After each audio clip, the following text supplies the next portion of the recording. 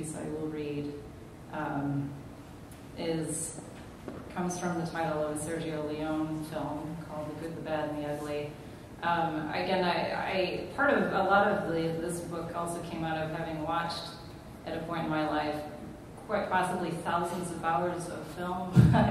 It's the dedication to solitude with film, the life view. I don't really know that that's a suggestion to anyone, but maybe if you can make a poem out of it, something can be salvaged. But something that really interested me in not only spaghetti westerns, but a lot of B film genres was its economy and sort of its dedication to problem solving from nothing. You know, you're going to make, for instance, a horror effect out of ketchup, or you're going to create the West out of a very cheap piece of land in Italy. I mean, it's all illusion basically, and a lot of clever investment in creating a cheap illusion, which I felt had some personal implications possibly. But so this is a poem called The Good, the Bad, and the Ugly.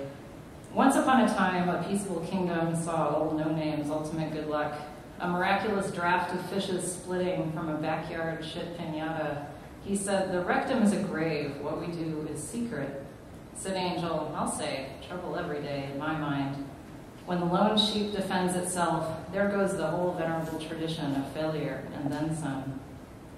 Down lackadaisical route, the rivers are streets. Not a picnic is canceled, only left to float. Tipping 10-gallon hats they toast to that goat legend leading where you'll never put your fingers when I'm gone. Angel did it, wrestled the barrel, the sun-rat fish put away. Tumbleweed tumbling, alike along drifting. In this paradise arc, the one with no name plays strong. For the last time, I'm not asking your name, only to clear this dead treasure, quick, like your matchlighter shooting of doves. And Whiteley down one went. Harmonica, you've got away with graves. Gloving the rocks, not a surprise. Another Sunday burning bright with hill sage. The high noon sun rolling wide where they stood, 6 feet deep. Harmonica, you're just pure service, no lockbox, all intimacy. What do you say after today we etch this rock grotto onto our hearts? X mark a clear structure for a new generation. Sweat wiping, scowling, harmonica barely decanting. Yeah, all them young birds with revolution on their minds. Just reckless gravity, everyone knows. In America, several times we saw it on the news. A tussle at the convenience store, one nameless, another tuneless, and the other without mouth or wings. Can't tell you why, but they became as what follows, bad then ugly then good. And then ugly made better for the worse. What sense proved slippery? I'll take it, he said to the security camera. We suppose it referred to his own face on the simulcast screen. I'll take the well-hidden, prying eyes and all that no one will ever see behind them. Blinking, grinning, road smutting, hand made free for cuffing. What a magic hour for waking to songs too blue to cry.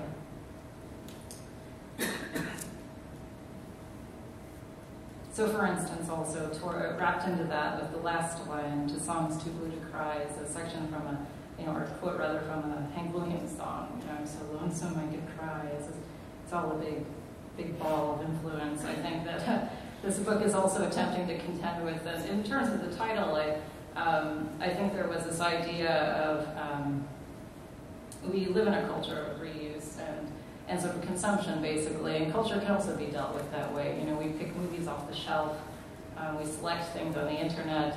It's this tactile choice-making all the time that's not very different from shopping, unfortunately, or fortunately, depending on how you evaluate that experience. And so this idea of also feeling like, I don't know that I necessarily want to contribute something new, but perhaps I can repurpose something in a new way that will have meaning.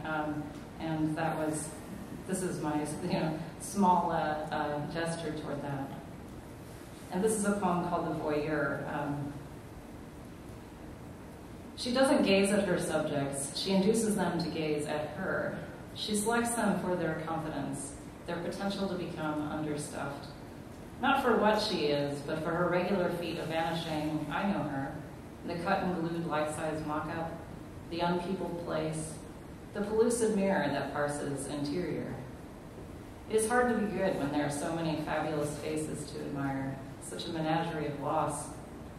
Fabulously, they enact familiar bedroom dramas, the kind stretched and crayon and littered with the terribly usual, hand-picked and perishable, a bowl of fruit, a crate of disposable diapers, a headless crucifix with pearls of water pouring from the nipples. I look, and the paunchy, self-as clown holds balloons. I urinate in suggestive arcs, brandish severed heads on pikes, or am broken into parts and stacked, a painted and compiled lost tribe, everywhere. The smooth ridges of the brow, the rough dabs that dimple the spine, the cupped back of the knee, the gestural marks.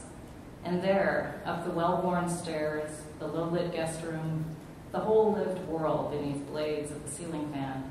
Strangely, I never see you there. I think the last from this book that I'll read, let's see, is a poem called Wouldn't It Be Nice, which probably very recognizably from the Beach Boys song.